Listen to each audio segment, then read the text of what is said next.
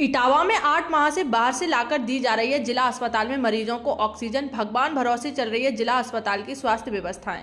Corona काल में हुई ऑक्सीजन की भारी किल्लत को देखते हुए सरकार के द्वारा सरकारी अस्पतालों में ऑक्सीजन प्लांट वर्ष 2021 में लगवाई गई थी। संयुक्त जिला अस्पताल में भी 3 ऑक्सीजन प्लांट लगाए गए थे, जिसमें 2 प्लांट पुरुष अस्पताल तथा 1 प्लांट एमसीएच विंग में बनाए गए कोविड अस्पताल में लगाया गया था।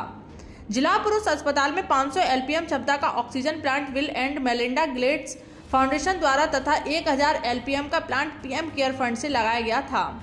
500 एलपीएम क्षमता वाले प्लांट से ऑपरेशन थिएटर व ग्राउंड फ्लोर के वार्डों में ऑक्सीजन की सप्लाई की जाती थी तथा 1000 एलपीएम के प्लांट से ट्रामा सेंटर के अलावा फर्स्ट फ्लोर के वार्डों में ऑक्सीजन की सप्लाई की जाती है। 28 जुलाई की रात चारों ने अस्पताल की सुरक्षा व्यवस्था को ढेंगा दिखाकर सप्लाई पाइप काट लिए गए थे। तब से अब तक 8 माह बीत गए, लेकिन अब तक पाइपलाइन से सही नहीं करवाया गया है। लेकिन अस्पताल प्रशासन ने मरीजों को राहत देने के लिए बाहर से ऑक्सीजन लेना शुरू कर दिया है। तब से अब तक बाहर से ही ऑक्सीजन सप्लाई होती चली आ रही है। जिला चिकित्सालय के मुख्य चिकित्सा अधीक्षक डॉक्टर MSR ने बताया कि प्रतिदिन करीब 20 सिलेंडर प्रयोग हो जाते हैं। जैसे ही 10 सिलेंडर बचते हैं तो संबंधित संस्था द्वारा सभी सिलेंडरों को रिफिल करवा लिया जाता है। मरीजों को ऑक्सीजन व्यवस्था उपलब्ध कराई जाती है। उन्होंने बताया कि इस संबंध में आज उप निदेशक कानपुर मंडल की मीटिंग के दौरान अवगत कराया गया है कि शीघ्र ही इस समस्या का समाधान किया जाए।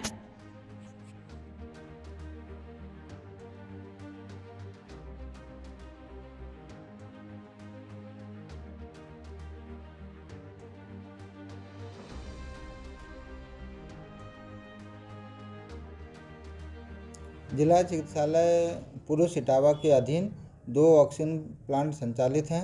एक पीएम केयर निधि से लगाया गया, दूसरा प्लांट BMGF फंड से लगाया गया। अच्छा, इसमें कितने चालू हैं?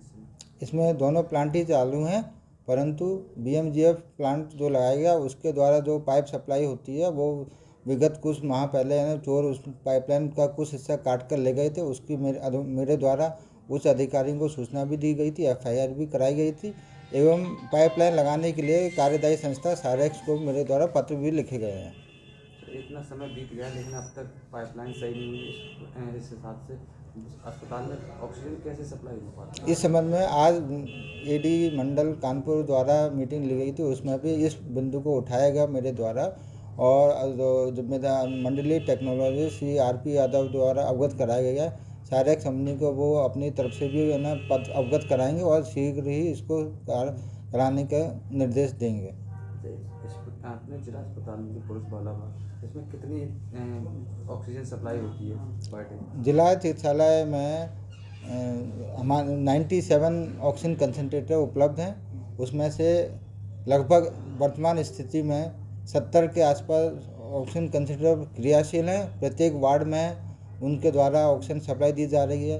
ऑक्सीजन कंसनट्रेटर के अलावा ऑक्सीजन सिलेंडर के द्वारा भी यदि आवश्यक होता है तो रोगियों को ऑक्सीजन की सप्लाई दी जाती है।